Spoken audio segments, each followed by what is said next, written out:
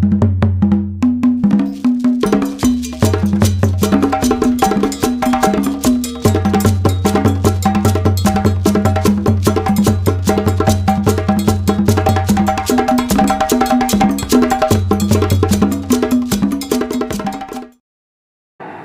pertama-tama ingin menyapa keluarga-keluarga yang mengikuti Ekaristi online dari rumah. Halo para brayat Katolik. Terutama karena anak-anak kita yang kecil, yang belum komuni, di bawah 10 tahun, belum boleh ikut Ekaristi. Maka terima kasih anak-anakku karena kamu semua mengikuti Ekaristi. Tagihlah ke orang tuamu kalau hari Minggu atau Sabtu belum streaming ya. Jadi tagih, "Mam, Ibu, ayo streaming, aku belum misa loh." Nah, saya punya nyanyian untuk anak-anakku tapi juga untuk Anda yang hadir di sini. Nyanyian yang sangat mudah. Ya harus makin bertambah, ku harus makin berkurang. Nama Yesus saja disembah, ku di tempat paling belakang. Bila Yesus ditinggikan dan salibnya diberitakan, pasti dia menarik semua orang datang kepadanya sekarang. Gitu ya. Yuk nyanyi semua.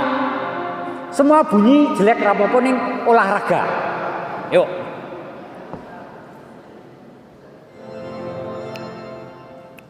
Ayo rasa isin-isin.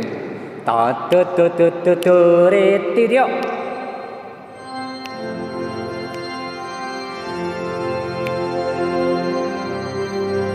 Semua nyanyi yuk. Dia harus makin bertambah, ku harus makin berkurang. Nama Yesus saja disembah. Stop sih. Menorado sedekap yuk berdiri. Semua berdiri lalu gerak. Yuk. Kabeh nom tua nek isin merem ora ketok. Kalau dia harus makin bertambah begini, naik. Dia harus makin bertambah, ku harus makin berkurang. Lihat ya, lalu gerak ya. Nek isin merem. Yuk.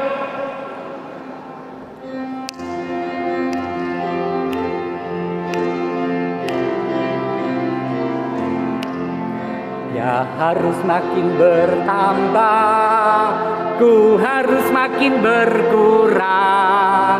Nama Yesus saja disembah, ku di tempat paling belakang. Bila Yesus ditinggikan dan salibnya diberitakan, pasti dia menarik semua orang datang kepadanya sekarang. Amin.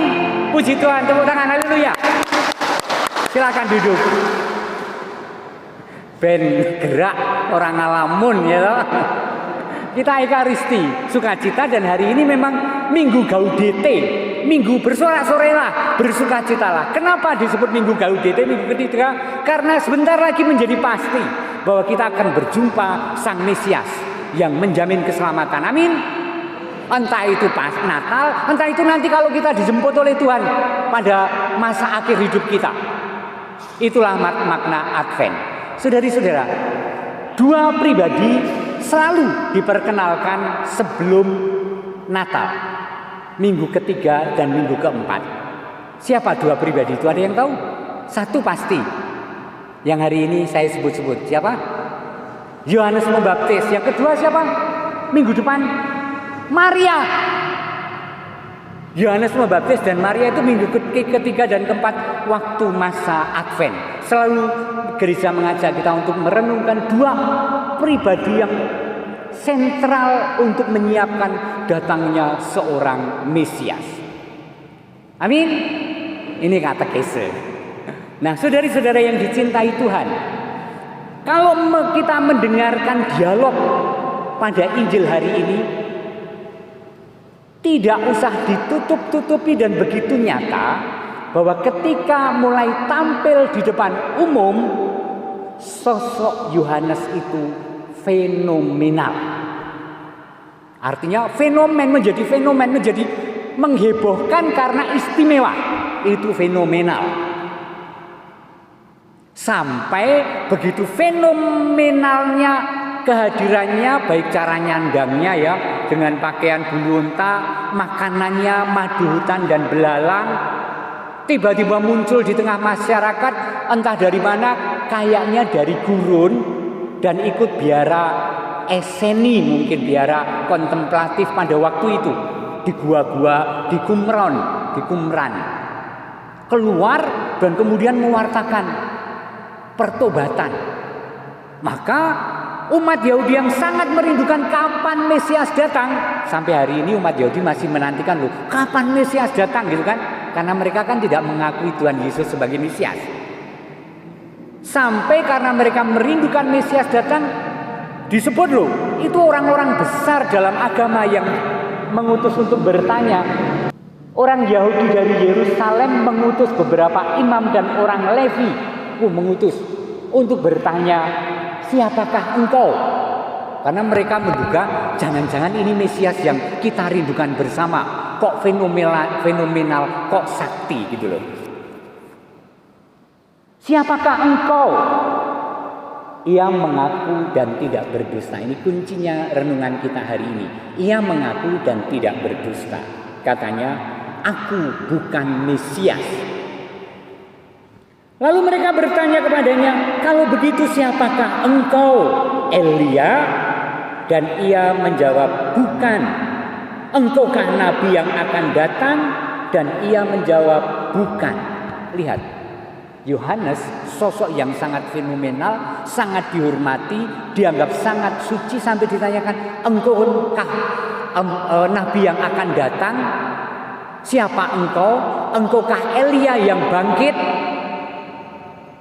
Saudari-saudara, pertanyaan pertama kepada Yohanes adalah siapakah engkau? Engkaukah Mesias? Kurang lebih begitu. Karena fenomenal. Kalau Yohanes jawabannya bukan, ini kok hebat, kok ampuh, kok dahsyat, mesti duduk orang biasa. Maka pertanyaan kedua, engkaukah Elia? Siapa Elia itu? Nabi zaman dulu yang sangat fenomenal karena bisa mengatur alam, bisa mengatur langit dan hujan. Sangat fenomenal. Dan ingat, Anda harus tahu, sebelum datangnya Mesias, orang Yahudi percaya bahwa akan datang sosok, entah nabi baru yang punya wibawa besar, entah nabi-nabi zaman dulu yang hidup lagi dan mengajar, mempersiapkan jalan bagi Mesias. Maka pertanyaannya, engkaukah Elia? Dan Yohanes tetap menjawab bukan. Kemudian ketika mereka bertanya, apakah katamu tentang dirimu sendiri? Jawabnya sangat rendah hati. Akulah suara orang yang berseru-seru. Di padang gurun, luruskanlah jalan Tuhan. Seperti yang telah dikatakan Nabi Yesaya. Akulah orang yang berseru-seru seperti Nabi Yesaya ratusan tahun yang lalu. Di padang gurun, luruskan jalan bagi Tuhan. Jadi memang yang mempersiapkan jalan untuk Sang Mesias. Lihat betapa fenomena popularitas Yohanes itu waktu itu melebihi popularitas Sang Al-Masih yang belum dikenal, ya kan? Sehingga malah orang mengatakan, engkaukah yang kami tunggu? Engkaukah Mesias? Kalau bukan Mesias, engkaukah Elia? Engkau nabi besar yang kami tunggu?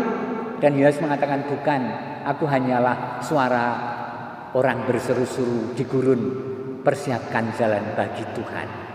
Dan kemudian Yohanes memberi keterangan yang lebih detail tentang perannya mempersiapkan Mesias. Apa itu?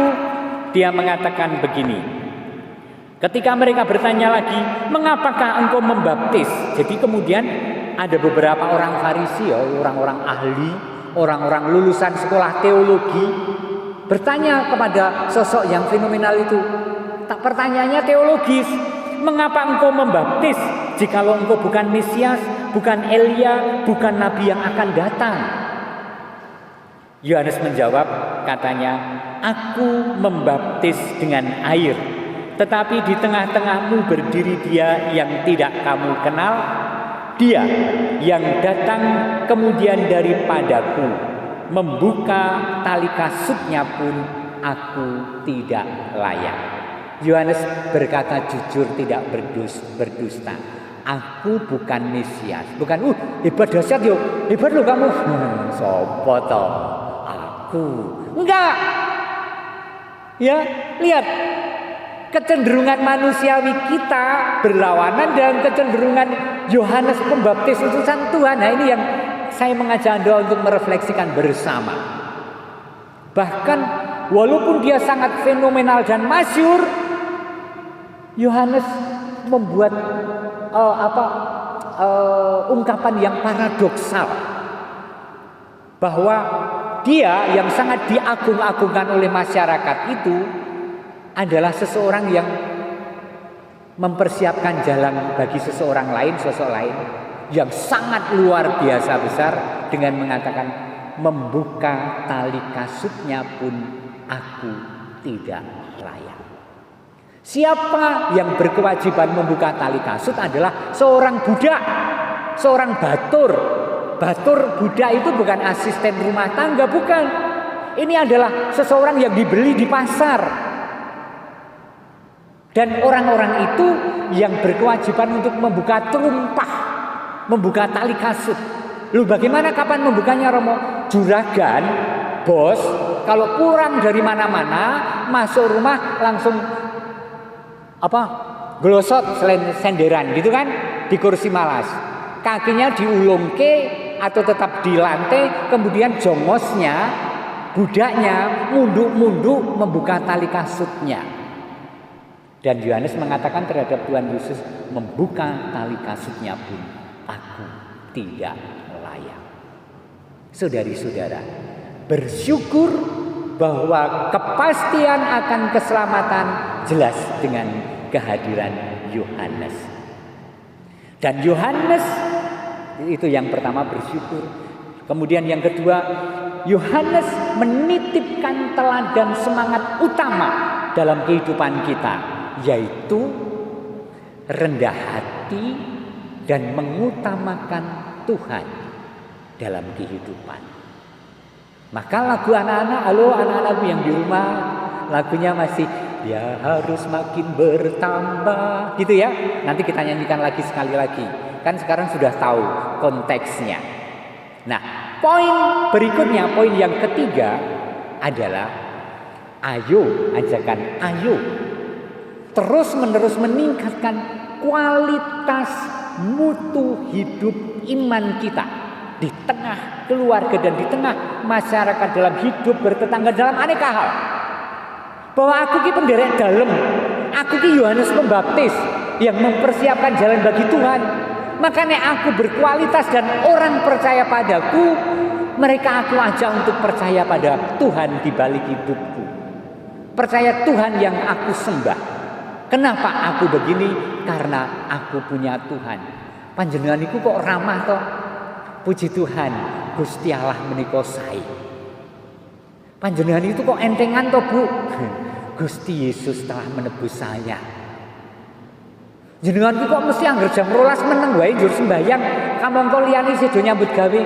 Saya ingin bersyukur kepada Tuhan yang memberi hidup. Panjenengan itu kok tabah toh kamangka menghadapi cobaan yang tidak mudah dalam perkara ini. Aku punya Tuhan yang juga Tuhanmu. Ayo mengandalkan Dia. Amin. 3 poin, bersyukur karena keselamatan sudah dekat. Kedua, membangun sikap mengutamakan Tuhan dengan sikap rendah hati sebagai keutamaan yang mulia. Dan yang ketiga, mewartakan Tuhan itu dengan kualitas hidup yang layak dihormati dan dipercaya oleh sesama.